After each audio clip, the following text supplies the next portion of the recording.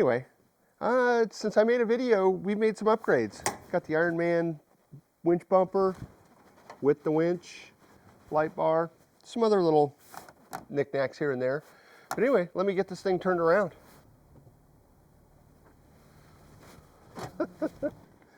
So, wheel's still on the ground, so it won't spin. And I'm just going to loosen the lug nuts real quick. My daughter already went to college, so she doesn't need to read anymore. Her little reading lamp is childhood reading lamp is already set up. So we're just going to jack this guy up as high as this jack will go. In frame, more or less. Okay, so what we're talking about today is an airbag setup for the 4Runner. There's a variety of ways you can install this. You can install an onboard air compressor system, which we're not going to do. Or you can just buy this basic kit, which is these little bags here.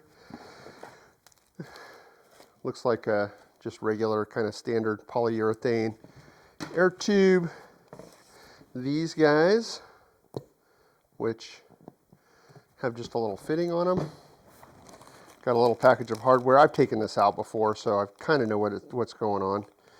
Anywho, got a variety of little air fittings in this, and a second airbag, and the directions, which I have read, as well as reviewed a couple YouTube videos. So I should be, well, I'm not going to do it the way those guys did it. So here's the plan. We, not you and me, but Rick and I, who I'm waiting on right now, it's like 8 o'clock in the morning on a Sunday morning, so he's probably on his 47th cup of coffee and en route over here. Anyway, this is all our parts. These airbags will fit inside of the coil springs. To do that, you have to remove the coil springs from the rear differential suspension. To do that, you have to jack up your vehicle. You have to put jack stands, which I do not have. Or I have short jack stands. What you need is kind of taller jack stands. That's where Rick comes in. If you've watched any of my videos, Rick's been pretty much a main character.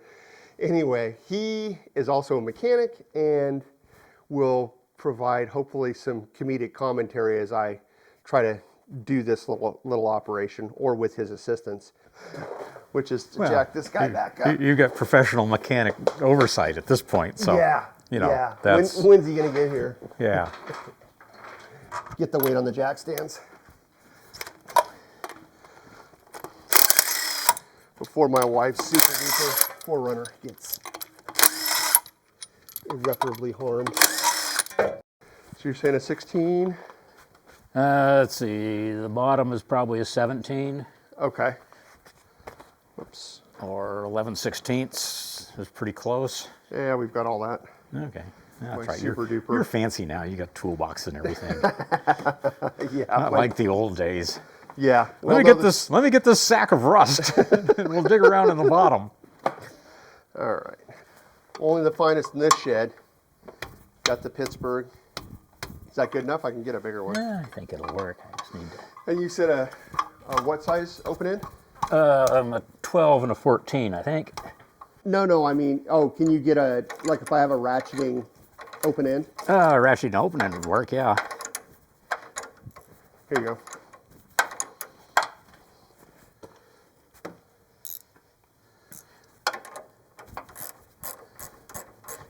Someday I'll buy some of these. Yeah, because it's got a coil formed into this, so it can only go on that way as long as we get the bottom to the bottom. Yeah. We probably are going to have to collapse it just a little bit, maybe. I think you take the bottom off first because that bump stop comes off with the coil. Okay. Let's see. Want to move that jack? Yeah, pull that out because it's. Oh, that was. I guess we can do it like that. Okay. This really isn't put together. It's just fine in formation. All right, so I need to work on getting this part. Yep, that's got to come out apparently. So yeah, that was pretty tough. Yeah. Now we can paint that orange and use it for a little kids soccer cone thing. Yeah, that's exactly what I need to do.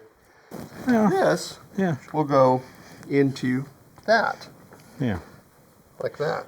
So, Once some of that is not where it is now. yes. Well, you got a hacksaw blade or something. Yeah. 'Cause, I mean, it's not reinforced or No, I don't think so. anything like that. So, Well, I'll be at the Toyota dealership this afternoon buying new bump stops, which they've probably sold in the oh past. yeah, you probably go to the parts counter like, I need a pair of those, or just actually just one.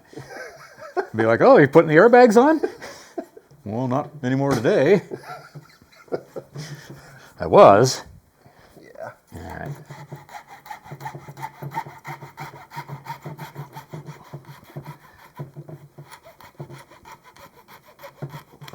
Oh, All right. I don't know that you really need the Sawzall, but yeah, that seemed to work frighteningly well.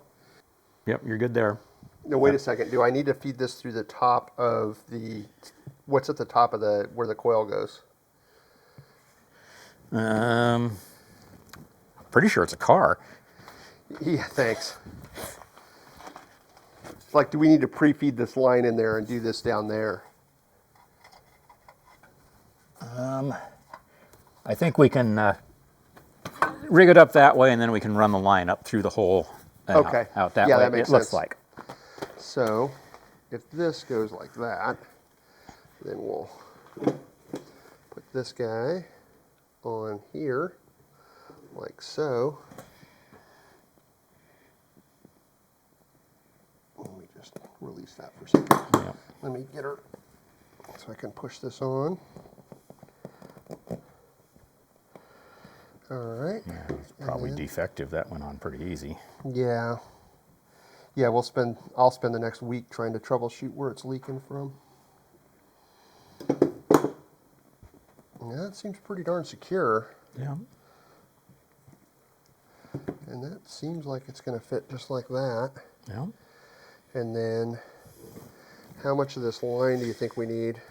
Well, let's find out how much they gave you and just cut it in half. Okay.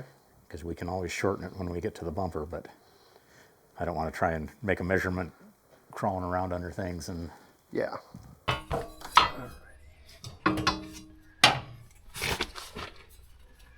That's just going up in there.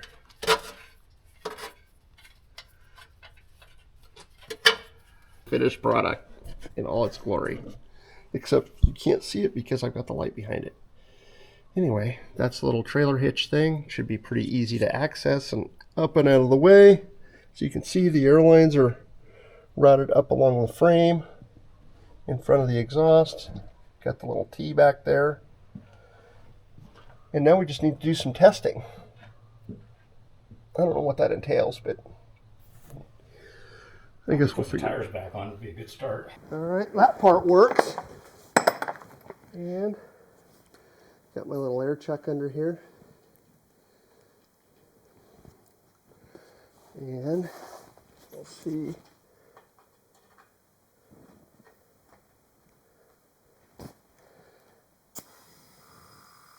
Oh yeah, I've taken her right up. Yeah, that didn't take much. Let's see where we're at.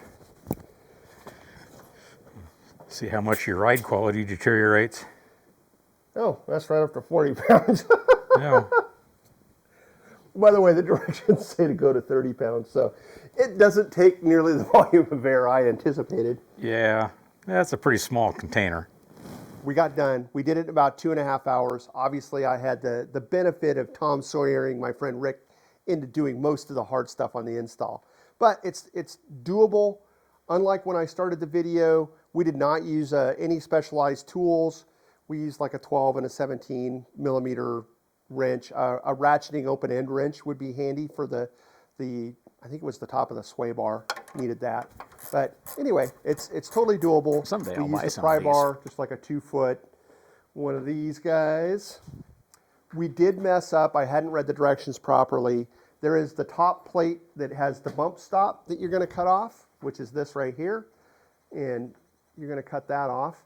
So anyway, once I cut the bump stops, they have a hole in there, but I hadn't read the directions properly, and I needed to use a 1/2-inch drill bit to hollow that out so that the hose and the little clamp for the top air fitting on the airbag would slide freely. And so we did wind up installing them and then taking them right back out So that added time. But with 2 guys, one of whom is a professional mechanic, doing this project, it took probably 2 hours of actual work time and some farting around and things, us being kids. So anyway, it's holding pressure. I can tell it's unladen, the vehicle with no weight on it, 30 pounds of pressure. I'm going to check here in a little bit and see if that holds. We did wind up, my initial thought was to route the airlines to the rear of the vehicle and then put the T there. I did not wind up doing that. What I did do, in fact, was run the passenger side airbag to the driver's side across there's a cross piece for the frame in forward of the spare tire. And I used that as kind of a handy dandy thing to tie wrap to, routed that airline to the driver's side airbag, put the T there, and then ran a line along the frame rail, bottom of the body to the rear, and then I installed the single Schrader valve. I'm not running dual Schrader valves, just one that powers both airbags basically. So I don't have independent control, but I don't really want that either. So after careful deliberation, I installed one Schrader valve, which again, I drilled probably a 3/8 hole in where the trailer plugs in. So it's up and out of the way and a pretty neat install if I do say so myself. So all that said, I appreciate you watching my marginal content here in my little shed and me hanging out with Rick. And again, I really appreciate his help. Obviously, he didn't really bail me out. I could have got this done, but things were made much more simple by having a guy that really knows what he's doing. So with that, stand by and we'll get back to you soon. Bye. It gives you that, Alfred Hitchcock sensation of falling down stairs or something. Yeah. We were pretty successful the first time. Let's see if we can Oh, duplicate this is that. where the wheels fall off. Probably.